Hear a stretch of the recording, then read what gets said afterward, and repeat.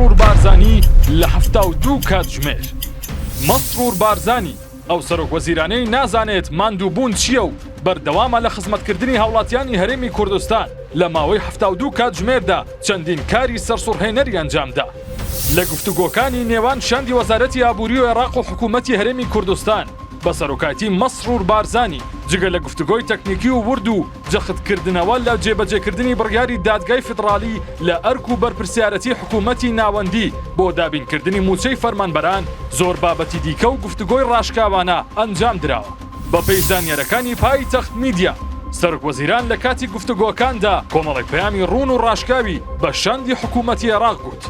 سەرچاوێکی تایبەت لەناو کۆبوونەوەکە باسی کۆبوونەوەکانی بۆ پایتەخت میدیا کرد و گوتی سەرۆکی حکوومەتی هەرێم بە ڕاشکاوانە بە شاندی عێراقی گوت ئێمە گەلێکی خاوەن ماف و پێگەی سیاسی و مێژووی خۆمانی ناکرێ پەیوەندی ئێمە لەگەڵ عێراق بە تەنها لە بابەتی موچەدا کورد بکرێتەوە بەڵکوەوە بچووکترین مافی ئێمەیە لە چوارچێوەی عێراقدا کە نەدەبوو هەرگیز جێگەی ناکۆکی و مشتمڕ بێت. بەڵام ئێمە ئەمڕۆ کە بۆ ئەو بابەتە دانیشتوین دەمانەوێت کێشەکان چارەسەر بکەین و جارێکی تر ناکۆکیەکان و پەیوەندیەکانمان بچووک نەکرێتەوە تەنها لە لیستی موچە چونکە ئێمە مافی زۆر گەورەترمان بەسەر عێراقەوە هەیە. لە کاتێک کە شاندی عێراق باسی قەرزەکانیان کردووە سەرۆک وەزیران هاتۆتە دەنگ و بەو شاندەی گوتووە بە پێچەوانەی قسەکانتان ئەوە حکوومەت و وڵاتی عێراقە کە قەرزداری خەڵکی کوردستانە چ لە ڕووی مادی و چ لە ڕووی معنەوی چونکە هەموو ئەو نەهامەتیانەی بەسەر میلەتی کووردا هاتووە لە ڕابردوودا ئێوە هۆکارن و لە بەرامبەردا هیچ قەرەبوویەک نەکراوینێتەوە. پێمان بڵێن کێ ئەم قەرزانەی سەرشانی ئێوە دەداتەوە. سەرۆک وەزیران زیاتر جەختی لە بابەتەکە کردووە و گوتوێتی ئێوە سیاسین و دەزانن بە پێی کولتوری سیاسی وڵات بوونێکی سیاسی و مێژوویی هەیە بۆیە حکوومەتێک لە دوای یەکەکان دەبنە میراثگری یەکتر و دەبێ بەرپرسیارەتی ڕووداوەکانی پێشخۆیان لە ئەستۆ بگرن. بەڵام ئێوە ئامادە نین ئەم قەرزانە لە ئەستۆی خۆتان بگرن و ئێستا هاتوون لەسەر بابەتی زۆر کەمتر قسە دەکەن.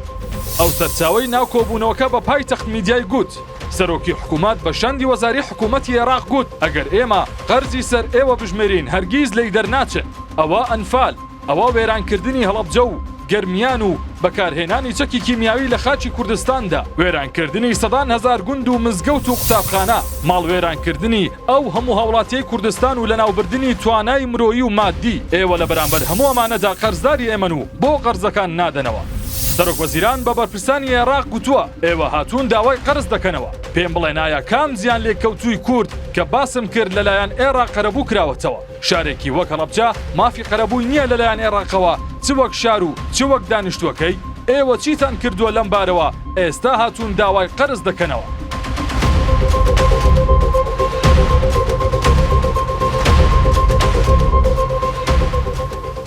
مسرور بارزانی بەو شاندەی گوتووە ئێوە قەرەبووی زیان لێکەوتووی دەستی ڕژێمی پێشوو دەکەنەوە تەنانەت قەرەبووی زیان لێکەوتوانی باشوور و شارە شیعەنشینەکانی سەردەمی ڕژێمتان کردوتەوە و قەرەبووی کوێتان کردەوە ئەی بۆچی بیر لە قەرەبووکردنەوەی خەڵکی کوردستان ناکەنەوە ئایا خەڵکی کوردستان مافیان نییە کە قەرەبوو بکرێنەوە؟ حکوومەتی هەرێمی کوردستان بە سەرۆکایەتی سەرۆک وەزیران بە شاندی عێراق گوتووە ئێمە بودجەمان لە عێراقدا هەیە نەک تەنها موچە بەڵام ئێوە دەتانەوێت بابەتەکە بچووک بکەنەوە لە موچەدا و هێشتا ئەوەش بە تەواوی جێبەجێ ناکەن.